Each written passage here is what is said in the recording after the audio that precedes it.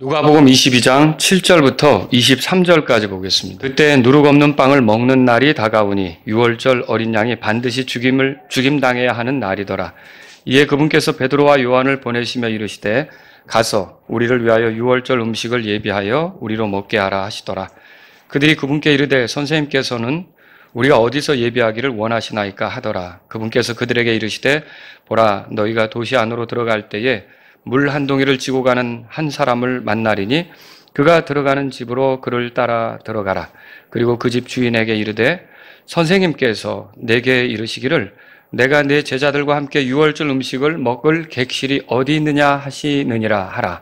그러면 잘 갖추어 놓은 큰 위층 방을 그가 너희에게 보이리니 거기서 예비하라 하시더라. 이에 그들이 가서 그분께서 그들에게 이르신 대로 그 사람을 찾아 유월절을 예비하더라. 그 시간이 이르렀을 때 그분께서 앉으시고 12 사도도 함께 앉더라. 그분께서 그들에게 이르시되 내가 고난을 받기 전에 너희와 함께 이 유월절 어린 양을 먹기를 바라고 또 바라노라. 이는 내가 너희에게 이르기를 하나님의 왕국에서 그것이 성취될 때까지 내가 더 이상 그것을 먹지 아니하리라 하기 때문이라. 이에 그분께서 잔을 취하시고 감사를 드리시며 이르시되 이것을 가져다가 너희 가운데 나누라.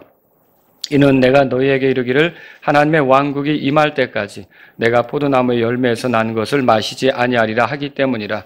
또 그분께서 빵을 취하여 감사를 드리시고 그것을 떼시어 그들에게 주시며 이르시되 이것은 너희를 위하여 주는 내 몸이니 나를 기억하여 이것을 행하라 하시더라. 20절은 다 같이 읽겠습니다. 저녁 식사 후에 또한 이와 같이 잔을 대하시며 이르시되 이 잔은 너희를 위해 흘리는 나의 피 곧 새 상속 언약의 피니라. 자, 이제 제가 읽겠습니다. 또 그러나 보라, 나를 배반하여 넘기는 자의 손이 나와 함께 상 위에 있도다 하시더라. 진실로 인자는 정해진 대로 가지만 그를 배반하여 넘기는 자에게는 화가 있으리라 하시더라. 이에 그들이 자기들 중에 이런 일을 행할 자가 누구일까 하고 자기들끼리 서로 묻기 시작하더라. 아멘. 자, 여러분들이 20절 같이 읽었는데 저녁 식사 후에 이렇게 시작이 되죠. 오늘 제가 드릴 말씀의 제목은 예수님의 마지막 식사, 이런 제목이 되겠습니다. 이 저녁 식사가 예수님에게는 우리와 같은 몸을 입고 지내는 동안 마지막으로 대하셨던 식사가 되겠습니다. 제가 말씀을 준비하면서 2020년 8월 18일자 BBC 코리아 기사를 떠들어보게 됐습니다. 거기에 보면 미국의 사형수들이 죽기 전에 마지막 식사를 요구해서 어떤 식사를 주었는가, 그런 기사가 있더라고요. 1991년 9월 19일 형 집행을 받은 음악가 제임스 러셀, 이 사형수죠.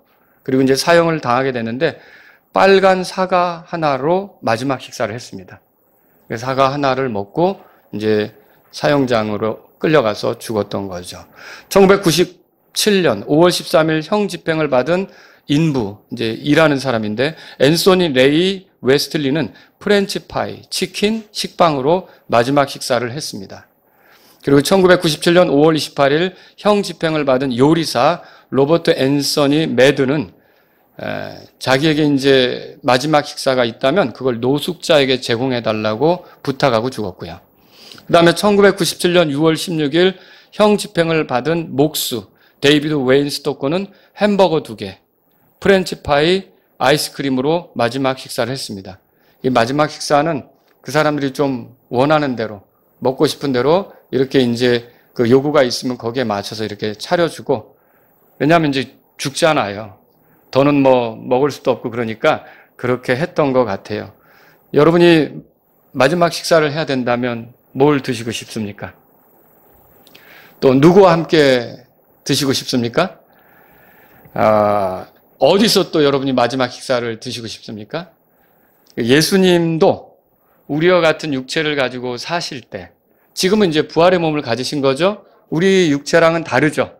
그렇지만 우리와 같은 육체, 죽을 수 있는 육체, 피 흘릴 수 있는 육체를 가지셨을 때 마지막 식사를 하셨는데 오늘 그것에 대해서 여러분하고 같이 살펴보는 시간을 갖겠습니다. 요것도 이제 제가 여러분들이 이제 좀 구분해서 보기 좋게 몇 가지로 나눠서 보려고 하는데, 첫 번째로 언제 이 식사를 했느냐 이겁니다. 자, 언제 이 식사를 했습니까? 유대인들의 하루는 우리랑 다릅니다. 우리는 자정부터 이렇게 시작이 되지만 유대인들의 하루는 해가 지면서 시작이 됩니다. 그런데 이 식사는 유월절이 시작되는 저녁, 그때 예수님이 이제 마지막으로 식사를 하셨던 거예요. 그러니까 저녁 식사가 예수님에게는 마지막 식사가 된 거죠. 자, 7절에 보세요. 다 같이 읽겠습니다. 그때 누룩 없는 빵을 먹는 날이 다가오니 유월절 어린 양이 반드시 죽임당해야 하는 날이더라. 자, 유월절 어린 양이 반드시 죽임당해야 하는 날, 그날 마지막 식사를 했어요. 그날은 어떤 날입니까? 유월절, 그렇게 부를 수 있는 날이죠. 유월절. 그리고 그 밑에, 그 앞에 표현을 보면 누룩 없는 빵을 먹는 날이 다가오니 그랬어요. 누룩 없는 빵을 먹는 절기, 명절은 어떤 명절입니까? 무교절이죠, 무교절. 물론 유월절부터 무교절 기간 동안 다 누룩 없는 빵을 먹습니다. 그런데 이제 무교절이 다가오기 전, 무교절 전 하면 유월절이거든요. 이 유월절이 시작되는 그 저녁에 예수님께서 마지막 식사를 하셨다, 그렇게 볼 수가 있는 거죠. 예수님이 베드로와 요한에게 말씀하셨어요. 8절 다 같이 보겠습니다. 이에 그분께서 베드로와 요한을 보내시며 이르시되 가서 우리를 위하여 유월절 음식을 예비하여 우리로 먹게 하라 하시더라. 자, 유월절 음식을 예비해서 먹게 하라 그랬으니까 언제 마지막 식사를 하신 겁니까? 유월절. 유월절 음식을 드시겠다, 이렇게 했던 거죠. 유월절 뭐 양도 드시고, 유월절 빵도 드시고, 유월절 음료도 드시고, 뭐 이렇게 했겠죠. 특히 이제 이스라엘 백성들은 유월절에 빵을 먹는데, 빵을 어떻게 만드냐면 이제 둥글게, 그리고 납작하게 밀가루 반죽으로만, 다른 어떤 것도 섞지 않고 물로 반죽해서 밀가루 반죽으로만 해서 그걸 즉시 구워서 그걸 구운 것을 먹는 거예요. 그것으로 이제 빵으로 삼는 거죠. 그리고 또 그때 마시는 음료는 이제 아주 신선한 포도주스죠. 이런 것들을 이렇게 먹고요. 그리고 유월절 기념하면서 양고기를 먹는다 그러면 그것도 이제 같이 이렇게 먹는 시간을 갖고요. 이렇게 했던 거예요. 자, 그럼 두 번째로 생각해 볼게요. 어디서 식사했는가죠. 어디서 식사했는가. 9절에 보세요. 9절 다 같이 읽습니다. 그들이 그분께 이르되 선생님께서는 우리가 어디서 예비하기를 원하시나이까 하더라. 베드로와 요한에게 가서 예비하라 그러니까 그들이 그럼 어디서 예비할까요? 이렇게 이제 물었던 거죠.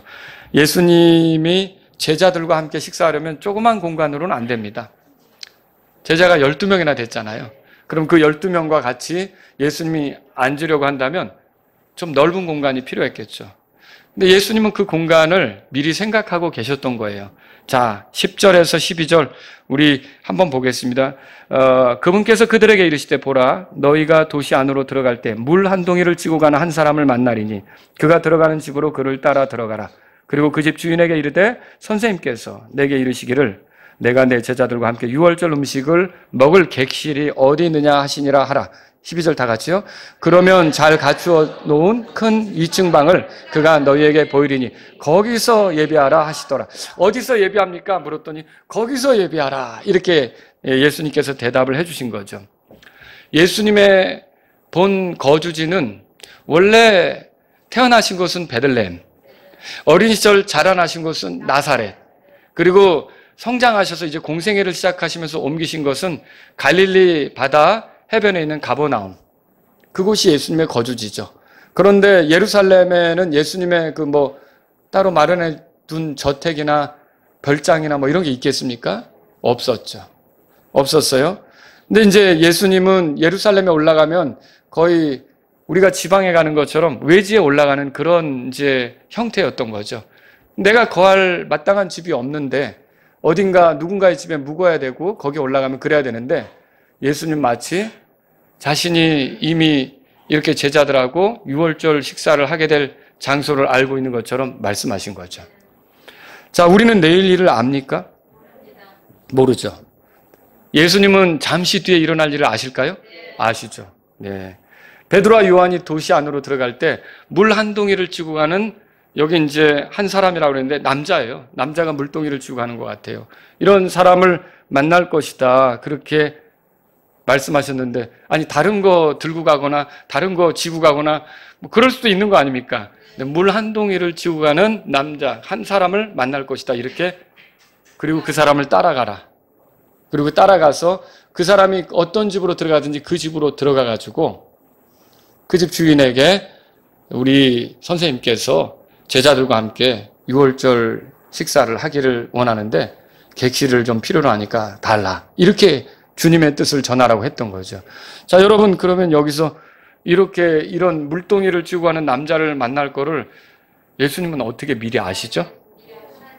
그리고 또 그 사람이 들어가는 집이 바로 그 마지막 식사 이렇게 자리가 될 것을 어떻게 아시죠?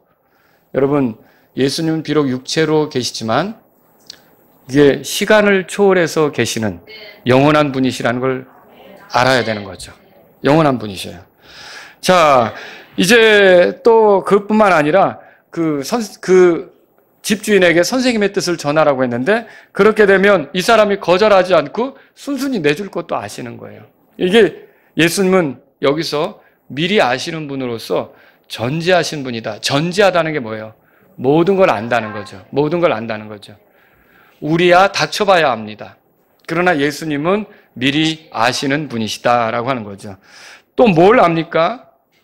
여러분, 이 장면을 여러분이 주의 깊게 보셔야 되는데 이 시점이 예수님이 지금 우리와 같은 육체로 살아갈 시간, 이 시간이 24시간도 안 남은 거예요. 자, 이 식사를 하시고 그 다음에 겟세마네 동산에 가서 기도하시겠죠? 그리고 새벽녘에 가룟 유다가 와서 예수님을 이제 잡아가는 일에 앞잡이 노릇을 하게 되죠. 그리고 예수님은 그 새벽에 붙들려서 끌려다니시게 되겠죠. 그리고 오전에 십자가에 못 박히시고 결국 오후에 예수님이 운명하시게 되고 이게 24시간도 안 남은 시점이에요. 21절 보세요. 그러나 보라 나를 배반하여 넘기는 자의 손이 나와 함께 상 위에 있도다 하시더라. 누가 배반할지 아셔요, 모르세요? 아시죠? 그리고도 데리고 다니신 거예요. 참 대단하시죠. 진실로 인자는 정해진 대로 가지만 그를 배반하여 넘기는 자에게는 화가 있으리라 하시더라. 자, 그러니까 제자들이 궁금해졌겠죠? 23절 다 같이 보세요.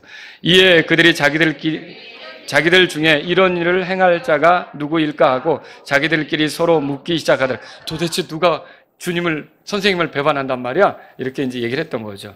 자, 그들은 누군지 몰라서 논의하고 있지만, 묻고 있지만 예수님은 알아요, 몰라요? 아시죠? 예수님은 이렇게 미리 아시는 분이시다.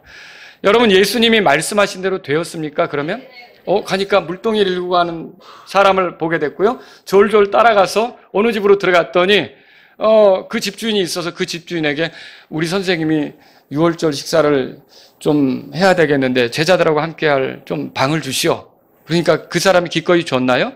네, 기꺼이 줬죠. 그래서 여러분 13절에 보세요. 13절 13절 다 같이 읽습니다. 이에 그들이 가서 그분께서 그들에게 이르신 대로 그 사람을 찾아 유월절을 예비하더라. 자, 여기서 중요한 게 이거예요. 그분께서 그들에게 이르신 대로. 그럼 주님이 말씀하신 대로 됐다는 말이에요? 네, 그랬다라고 하는 거죠. 그래서 여러분이 주님의 입에서 나오는 말이 진리라는 걸 알아야 돼요. 주님은 거짓말하지 않으십니다. 그러니까 여러분과 제가 주님의 말씀에 관심을 갖는 거 잘하는 거예요. 그리고 주님의 말씀을 이렇게 주의 깊게 들으려고 하는 거 잘하는 거예요. 그리고 주님의 말씀에 신뢰를 두는 거 잘하는 거죠.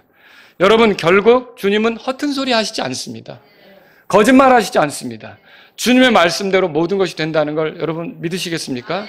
그렇다면 때가 되었을 때 주님이 이렇게도 말씀하시죠. 보라, 내가 속히 가노니 내가 줄 보상이 내게 있어 각 사람에게 그의 행위가 어떠할지에 따라 주리라. 계시록 22장 12절에 주님이 하신 말씀인데 이 말씀대로 이루어질 걸 여러분 생각해 볼 수 있겠습니까? 그렇습니다. 우리는 예수님의 말씀에 대해서 가볍게 생각하면 안 됩니다. 그분이 내신 말씀은 헛되이 돌아가는 법이 없고요. 그분이 내신 말씀대로 그대로 성취된다는 걸 알 때 그분의 말씀에 신뢰를 두고 가는 게 지혜로운 거예요. 그게 우리에게 필요한 거죠. 자, 12제자가 예수님과 함께 식사 자리에 앉았습니다. 14절 읽어보죠. 다 같이 읽습니다. 그 시간이 이르렀을 때에 그분께서 앉으시고 12사도도 함께 앉았더라. 예수님이 원하는 바가 뭐였을까요? 바로 이 지상을 떠나기 전에 마지막으로 자신을 따라다녔던 12과 함께 먹고 싶었던 거예요. 그러면서 이 자리에서 뭐 하죠? 나중에 제자들의 발도 씻겨주시죠. 그죠? 그리고 제자들에게 성령님에 대한 말씀도 해주시는 거예요.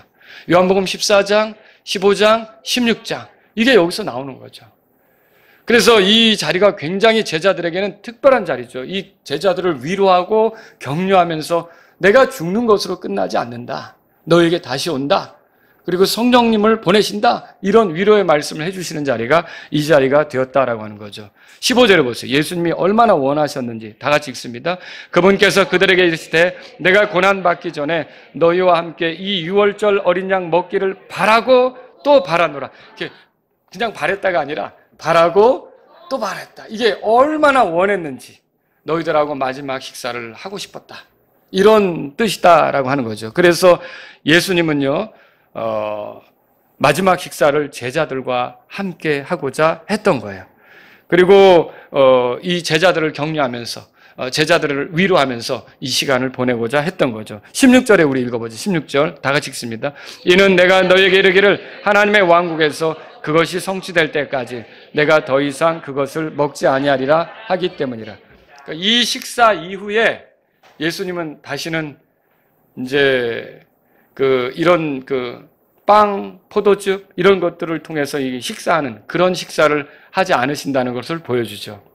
그러면 하나님의 왕국에 이르면 하나님의 왕국이 성취되면 그때 또 드실 수도 있겠죠? 우리가 그때 같이 먹을 수 있는데 이걸 주님이 원하실까요? 주님이 속히 이날이 오기를 바라시겠죠? 예. 주님은 주님의 왕국이 세워지기를 원하는 거예요. 여러분도 원하십니까? 예. 자, 이렇게 해서 예수님께서는요, 제자들과 누군가의 방에서, 누군가가 예비해서 준 방에서 거기서 제자들과 함께 마지막 식사를 하게 되었다. 이렇게 볼 수 있어요. 세 번째 거 살펴볼게요. 무엇이 이 식사에 있었는가, 이거죠. 자, 이제 이게 중요한 부분이 되겠습니다. 이 만찬, 식사 자리에서 주님은요, 만찬을 제정하셨어요. 주의 만찬을 제정하게 됐어요. 주의 만찬을 만들게 된 거죠. 성경에 보세요. 17절부터 20절인데 이에 그분께서 잔을 취하시고 감사를 드리시며 이르시되 이것을 가져다가 너희 가운데에서 나누라. 이는 내가 너희에게 이르기를 하나님의 왕국이 임할 때까지 내가 포도나무의 열매에서 난 것을 마시지 아니하리라 하기 때문이라. 또 그분께서 빵을 취하여 감사를 드리시고 그것을 떼시어 그들에게 주시며 이르시되 이것은 너희를 위하여 주는 내 몸이니 나를 기억하여 이것을 행하라 하시더라. 다 같이요. 저녁 식사 후에도 또한 이와 같이 잔을 대하시며 이르시되 이 잔은 너희를 위해 흘리는 나의 피 곧 새 상속 언약의 피니라. 자, 여기서 주의 만찬을 제정하시는 거예요. 그래서 여러분과 주의 만찬에 대해서도 한번 생각해 봤으면 좋겠어요. 주의 만찬은 이제 대대로 주님을 따르는 제자들, 구원받은 사람들, 믿는 사람들이 교회 안에서 지켜가야 할 규례입니다. 누구나 하나의 지역교회에 속해서 이 만찬에 참여할 수가 있게 되는 거죠. 자, 주의 만찬은 또 어떤 겁니까? 주의 죽으심을 그분께서 오실 때까지 보이시는 규례가 됩니다. 고린도전서 11장 펴보세요. 고린도전서 11장.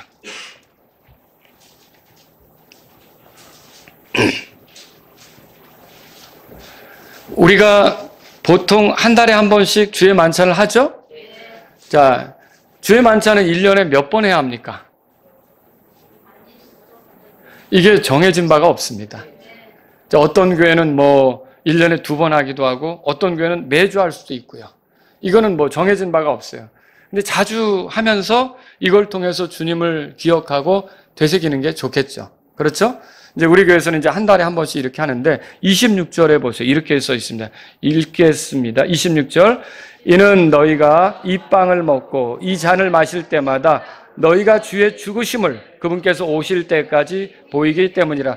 이 만찬이 뭐예요? 주님의 죽으심을 드러내는 거예요. 왜 그렇습니까? 이 만찬에 사용되는 재료들이 주님의 죽으심을 보이는 거예요. 만찬에서 사용되는 재료 크게 두 가지 있죠. 자, 하나는 뭐예요? 빵. 다른 하나는 포도주. 예, 잔이죠. 자, 빵은 무엇을 보여줍니까? 예, 주님의 몸.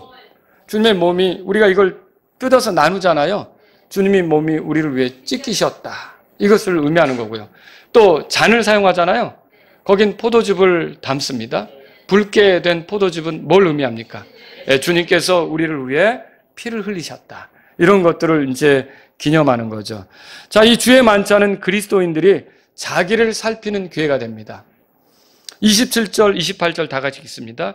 그런즉 누구든지 주의 이 빵과 이 잔을 합당하지 않게 먹고 마시는 자는 주의 몸과 피에 대하여 죄가 있으리라. 오직 사람이 자기를 살피고 그렇게 그는 그 빵을 먹고 그 잔을 마실지니라.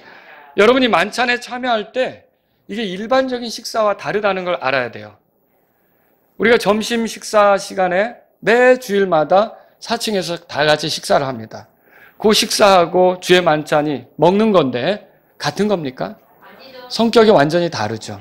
이건 주님께 속한 것이고 주님이 구별하신 것이고 주님이 뭔가 우리에게 기억하게 하려고, 생각나게 하려고, 또 우리의 삶을 바로잡아 주려고 이게 마련하신 게 주의 만찬이다라고 하는 겁니다. 지금 여기에서 7절에 합당하지 않게 먹고 마시는 자는 죄가 있다 그렇게 했고요. 28절에 자기를 살피고 그걸 먹고 그걸 마셔야 된다 그렇게 돼 있어요. 그죠? 그래서 31절에 가보세요. 다 같이 읽겠습니다. 이는 우리가 만일 우리 자신을 판단하면 우리가 판단을 받지 아니하기 때문에, 우리가 우리 자신을 판단한다는 게 뭐예요? 나를 살핀다는 거죠.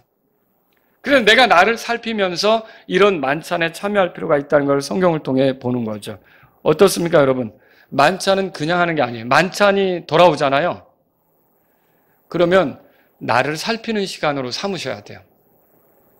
나를 살핀다는 게 뭐예요? 내가 혹시 주님께 순종하지 않는 게 있는가? 내가 혹시 육신적으로 걸으면서 성령님을 따르지 않은 게 있는가? 내가 혹시 형제 사랑을 하지 않고 내 혈기를 부리거나 내 중심적으로 이기적으로 행동한 것은 없는가? 내가 혹시 하나님이 기뻐하시는 것을 쫓기보다는 내 멋대로 이렇게 하면서 주님의 마음을 아프게 하고 성령님을 근심시키게 한 것은 없는가? 이런 걸 살피면서 하라는 거죠. 여러분, 이런 것들을 살피고 이게 드러난다면 어떻게 해야 될까요? 우리는 만찬이라는 복된 시간을 갖기 전에 그런 것들을 내려놔야 돼요. 하나님 앞에 정직하게 죄를 자백해야 돼요. 죄가 드러나면 자백하는 게 필요합니다. 만일 우리가 우리 죄를 자백하면 그분께서는 신실하시고 의로우사 우리를 모든 불법에서 불의에서 깨끗하게 하시고 또 우리를 정결하게 하신다고 약속하셨잖아요. 그러니까 우리가 하나님 앞에 이게 먹기 전에 여러분, 내가 하나님하고 같이 이 상을 나누는 거예요. 어떻게 보면 주님이 허락한 상이고 주님의 상에 내가 참여하는 거죠. 근데 여러분, 밥도 서로 불편하지 않아야 맛있는 거예요. 저도 어떤 식사 자리는 힘들어가지고요. 뷔페인데도 제가 이런 힘든 순간이 있었을 때 딱 접시 한 접시 먹으니까 더는 못 먹겠더라고요. 그리고 나와 본 적이 있었어요. 너무 어떤 힘든 감정, 힘든 거, 불편한 거, 해소되지 않은 문제가 있을 때 밥이 안 넘어가더라고요. 여러분, 그러지 않습니까? 우리가 나하고 분명히 이렇게 불편한 관계에 있는 그런 사람하고 밥을 먹으려면 소화제 단단히 준비하셔야 돼요. 그렇지 않아요? 밥이라는 게 뭐예요? 이게 서로 이게 정말 교제가 잘 되고 이렇게 편할 때 그런 사람하고 먹으면 뭘 먹어도 맛있어요. 아유, 정말 즐겁다고 그렇게 얘기할 수가 있죠. 근데 이 사람하고 평상시 불편했어요. 근데 먹으려면 어떠죠? 아무리 맛있는 것도 나를 힘들게 하고, 빨리 나가서 약국 가서 소화제 사야겠다. 이런 생각이 들 수도 있다는 거죠. 자, 이 만찬은 어떻게 보면 주님 앞에 앉는 거예요. 주님이 허락한 것, 주님이 인정한 걸 우리가 대하는 거죠. 그런데 내가 주님 앞에 불편한 자세로 있는 거예요. 그럼 여러분, 이게 그 만찬 자리가 평안할 수 있냐는 겁니다. 여러분, 우리는 우리 자신을 살피고 우리의 부족한 것을 내려놓을 필요가 있는 거죠. 주님, 내가 잘못했습니다. 주님 뜻대로 걷지 못했는데 이 순간 내가 주님 앞에서 이렇게 살지 않기로 합니다. 다시는 이렇게 하지 않도록 주님이 도와주시길 바랍니다. 이게 내려놓는 게 있어야 돼요.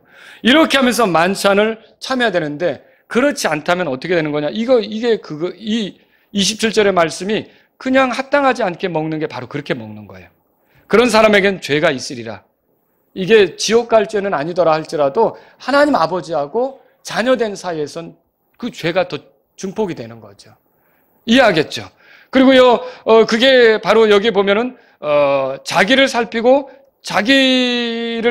그 빵을 먹고 그 잔을 마셔야 되는데, 그렇게 하지 않기 때문에 29절 다 같이 읽습니다. 29절. 이는 합당하지 않게 먹고 마시는 자는 주의 몸을 분별하지 못하고 자기를 향하여 뭐라고 돼 있어요? 정죄를 먹고 마시는 것이기 때문이다. 이게 뭐예요? 예수님의 피, 예수님의 찢김, 이게 왜 있었던 거예요? 우리 죄 용서를 위해, 우리를 죄로부터 건지기 위해 이게 있었던 거잖아요.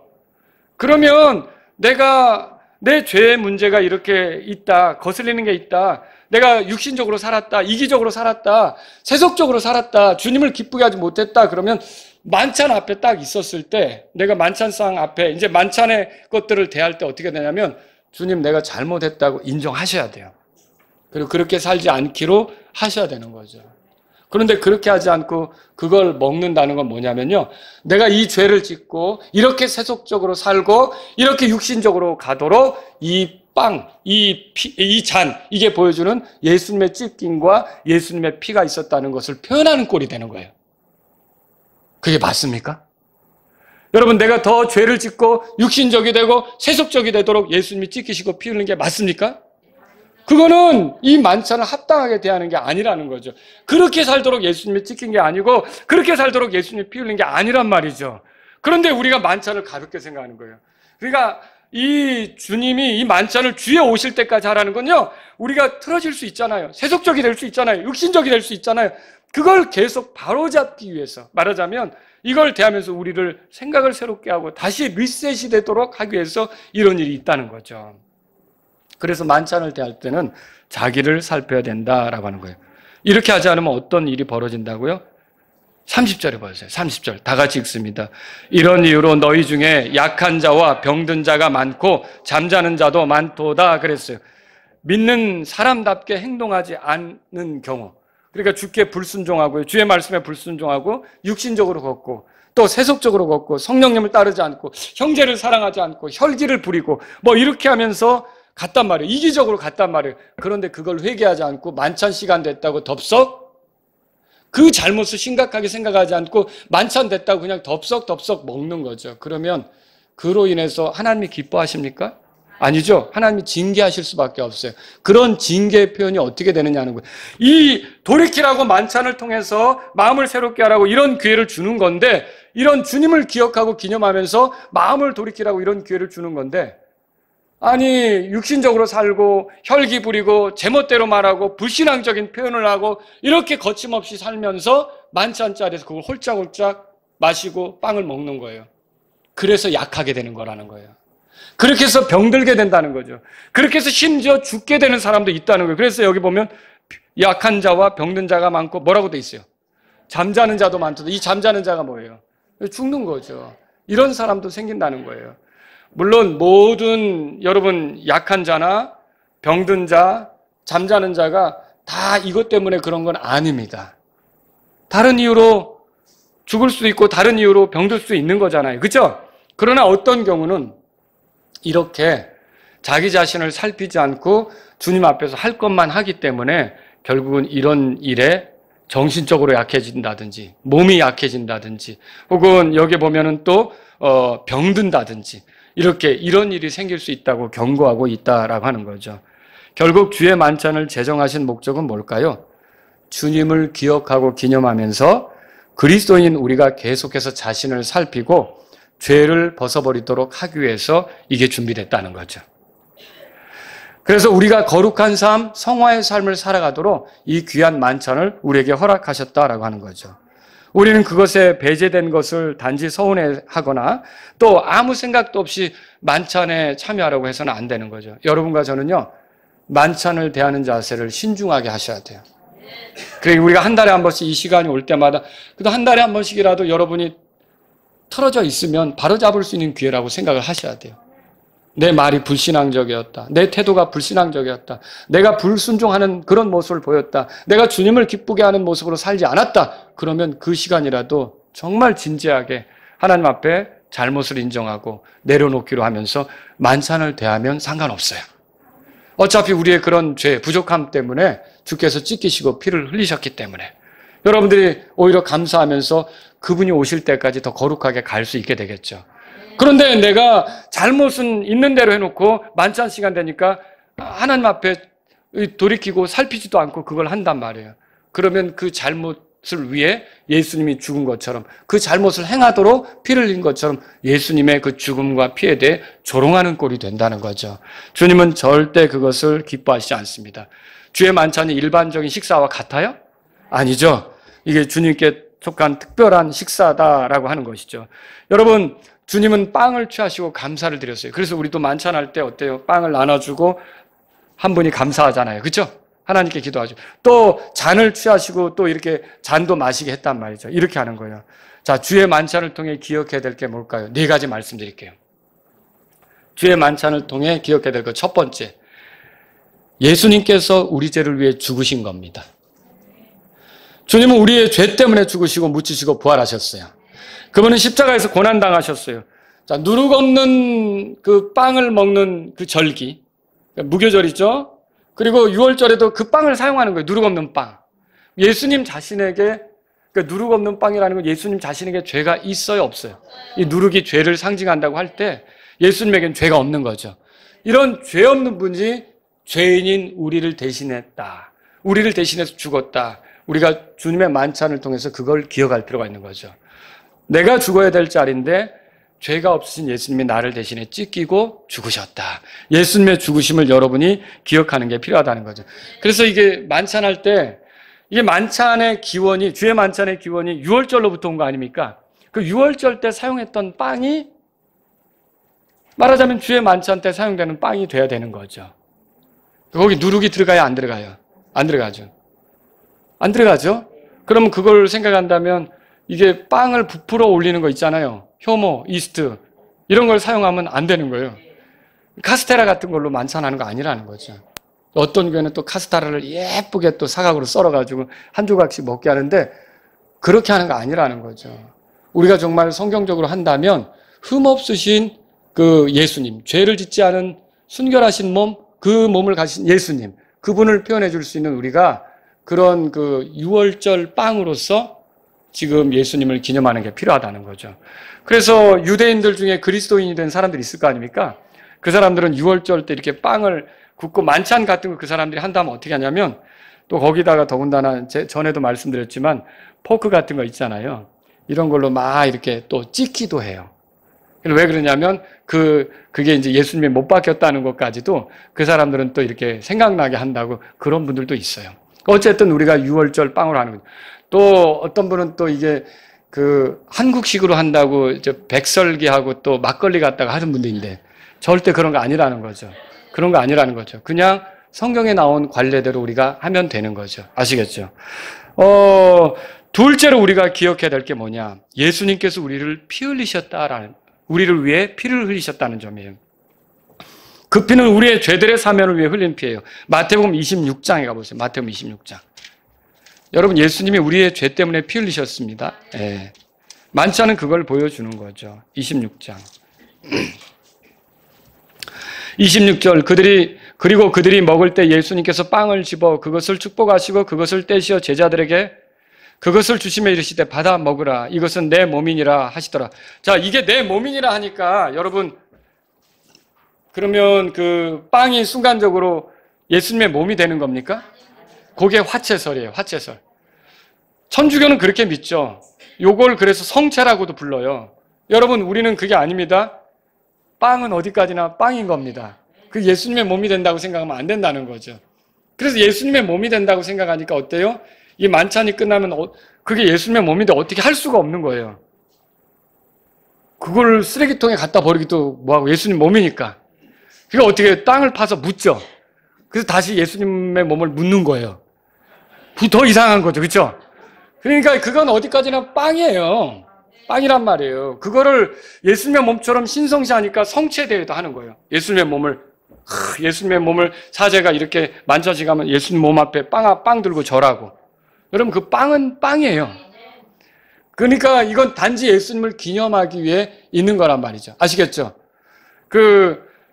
그러면 뭐 아내를 내 몸같이 사랑하라고 한 표현도 있는데 그러면 그게 비유 아닙니까? 직유 아닙니까? 은유가 되는 거죠. 이것은 내 몸이다. 이렇게 국어를 하면 은유법이라고 알아야죠.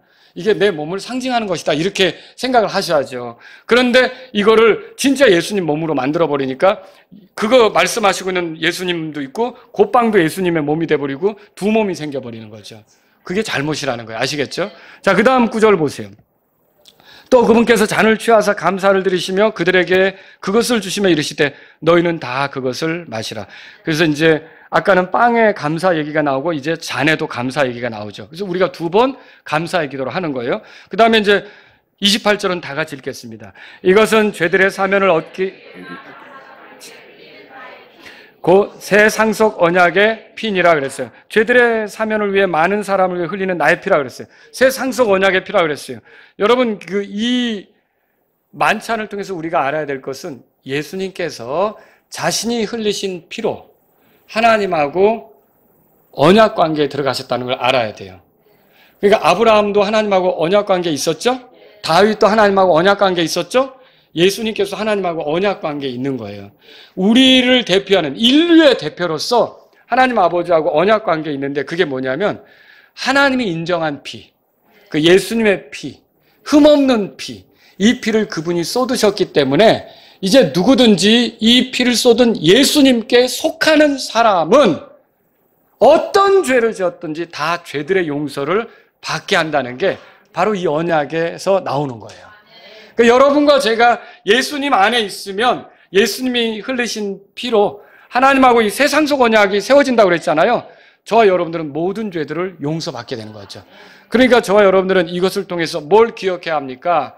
예수 만찬할 때마다 예수 그리스도의 피로 내가 모든 죄에서 깨끗하게 되었다는 사실을 여러분 기억하셔야 된다는 거죠. 이거 우리가 알 수 있는 거죠. 또 주의 만찬에서 우리가 포도주를 마시는데 포도즙입니다. 예수님의 피를 보여주는 거죠. 자, 예수님의 피는 흠도 없고 점도 없는 어린 양 같은 그리스도의 보배로운 피 이렇게 얘기했어요. 보혈, 그렇죠. 보혈이 보배로운 피죠. 깨끗한 피, 흠 없는 피 이런 거란 말이죠.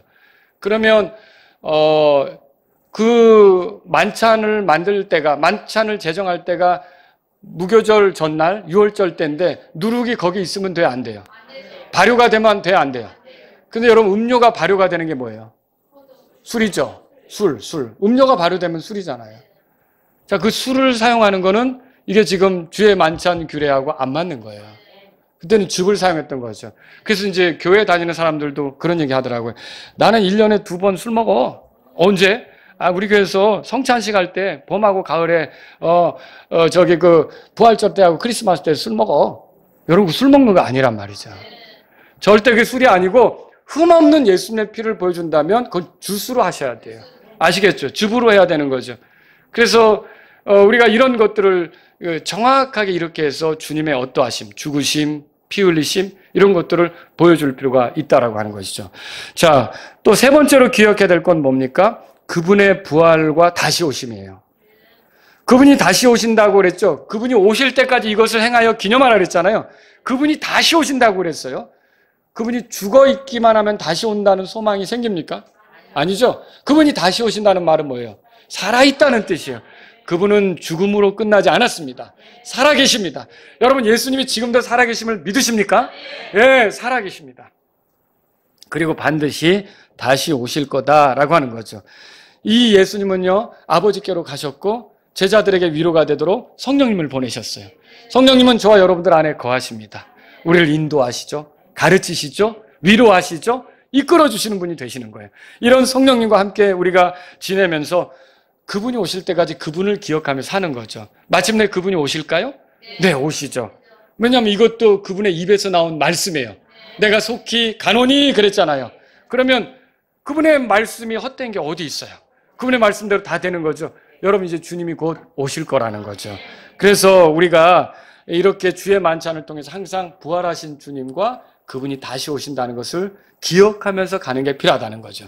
마지막으로 우리가 이 주의 만찬을 통해서 또 기억해야 될 것은 예수님께서 우리를 혼자 두지 않으셨다는 거예요. 뭐예요? 이 만찬은요, 오늘 본문의 말씀으로 돌아가 보세요. 누가복음 22장 보면 19절에 이렇게 써 있죠. 또 그분께서 빵을 취하여 감사를 드리시고 그것을 떼시어 그들에게 주시며 이르시되 이것은 뭐라고 돼 있죠? 너희를 위하여 주는 내 몸이니 이것을 나를 기억하여 이것을 행하라 그랬어요. 여기 행하라고 하는 동사가 명령 형태예요. 근데 이게 복수로 돼 있어요. 그러니까 어떤 한 사람 보고 행하라는 게 아니라 다 같이 행하라 그 소리예요. 그러면 뭐예요? 여러분 이게 주님의 제자들이 교회에 정기적으로 모여서 이걸 하는 거예요. 그럼 이거는 뭐냐면 이 만찬을 통해서 주님이 우리에게 기억나게 하시는 게 뭐냐면 나 혼자 만찬하는 거 아니에요. 이게 교회로 모여서 하는 거예요. 여러분과 저는 그리스도인이라면 교회 안에서 혼자 신앙생활 하는 게 아니라 지체들과 더불어 한다는 사실로 인해 하나님께 감사하셔야 돼요. 내가 외롭지 않게 하셨어요. 내 출신 성분이 뭐든지, 내가 얼마나 배웠든지, 내 피부색이 어떠하든지, 내가 어떤 사투리를 구사하든지, 내가 또 직업이 뭔지 이런 거는 상관없어요. 얼마나 다양한 우리가 여기에 모였는지 모릅니다. 그러나 놀랍게도 예수 그리스도의 그 찢기심, 피 흘리심의 공로로 우리가 지금 하나를 이루고 있지 않습니까? 여러분 이게 엄청난 거라는 거죠.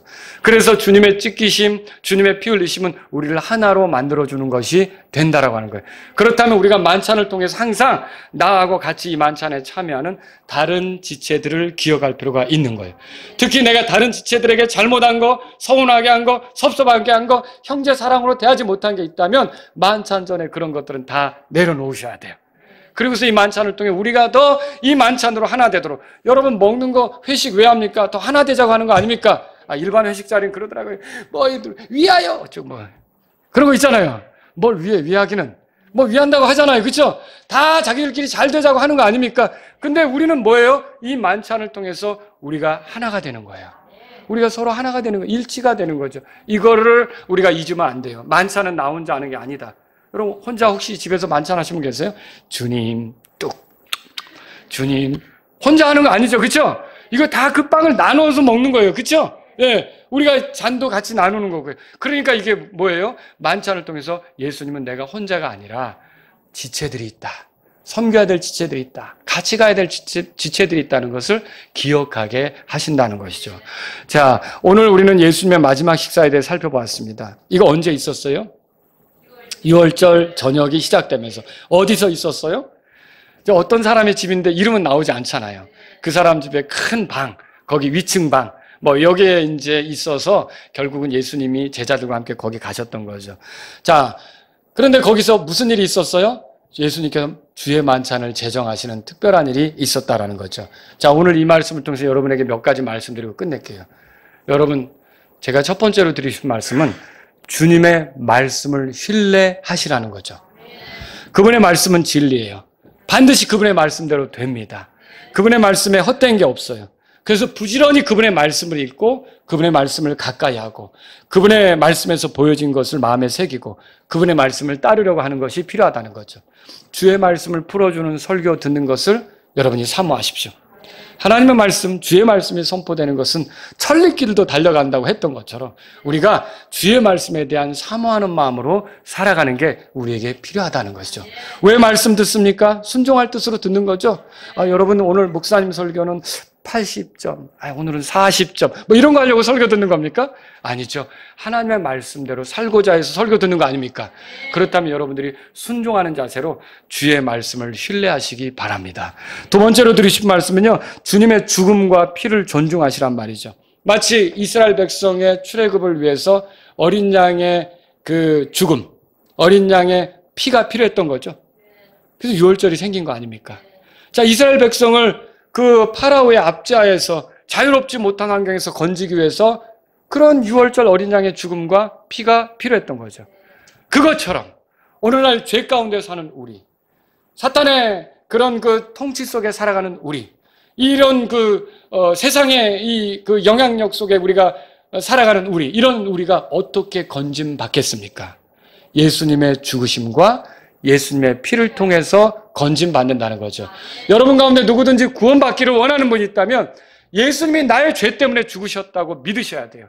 여러분 중에 누구든지 구원받기를 원하신다면요, 예수님의 피가 나를 죄에서 깨끗하게 하기 위해 흘려졌다는 것을 믿으셔야 돼요. 예수님은 죽음으로만 끝나지 않고 부활하셨어요. 그래서 우리를 위해 자신이 흘리신 피가 헛되지 않음을 입증하고 있지 않습니까? 그래서 예수님의 죽음과 피를 존중하는 여러분이 되시기를 바랍니다. 여러분, 또 세 번째로 주님의 필요에 헌신하라고 말씀드리고 싶어요. 예수님의 손에 물고기 2마리와 보리빵 5개를 드렸던 소년 얘기 아시죠? 그게 그 예수님의 손에 들어가서 얼마나 많은 사람이 배불리 먹었습니까? 아무것도 나누어 줄 것이 없었던 그 순간에 배고파서 쩔쩔매는 그 군중에게 이 어린 소년이 자기의 도시락거리인데 이거를 주님의 손에 넘겨줬을 때 얼마나 많은 사람이 먹었냐는 거죠. 여러분 잘 아시죠? 또 예수님이 예루살렘에 입성할 때 기꺼이 자기 집에 아무도 태워보지 않았던 어린 나귀를 내어주었던 사람이 있었죠? 그걸 타고 들어가면서 하나님의 말씀의 성취를 이룬 걸 여러분 보시죠? 구약에 예언된 대로, 스가랴서에 예언된 대로 예수님께서 어린 나귀를 타고 들어가시면서 호산나 소리가 외쳐지고 오실 왕이라는 것을 입증하는 그런 일이 있었지 않습니까? 또 여러분, 예수님이 죽었을 때 그 몸을 매장해야 될 장소가 필요했는데 예수님은 그 상조회 같은 거 안 들어놓으셨던 것 같아요. 그래서 아무것도 이렇게 예수님에게 어떻게 할 수가 없었는데 그때 기꺼이 자기를 위해 사두었던 아무도 쓰지 않은 새 무덤, 그거를 내준 사람이 있었죠. 누굽니까 여러분? 아리마대 요셉이죠. 그래서 주님이 죽으시고 묻히시고 할 때 그 묻히는 거를 이룰 수 있도록 아리마대 요셉이 자기 무덤을 내어준 거 아닙니까? 여러분, 이런 예들을 보세요. 모두가 주님이 필요로 할 때 기꺼이 자신에게 있었던 것을 내주었던 사람들이죠. 오늘도 어때요? 어떤 사람이 주님이 마지막 식사를 제자들하고 하고 싶다니까 기꺼이 자기 집을 쓰시라고 내어주지 않습니까? 이거 얼마나 놀라운 일입니까? 여러분, 주님이 일하실 때 사람들의 헌신을 통해서 일한다는 거예요. 사람들의 헌신을 통해 어떤 놀라운 열매들이 나타나도록 허락하신다는 거죠. 그렇다면 저와 여러분들은요, 우리 주님이 원하실 때 주님께 드릴 수 있는 사람들이 되기를 원합니다. 여러분, 분명히 주인은 따로 있었어요. 11절에 보시면 오늘 본 말씀에 그리고 그 집 주인에게 이르되, 선생님께서 그 집 주인 이렇게 얘기했어요. 그러면 하나님께서 우리의 소유권을 허용하십니까?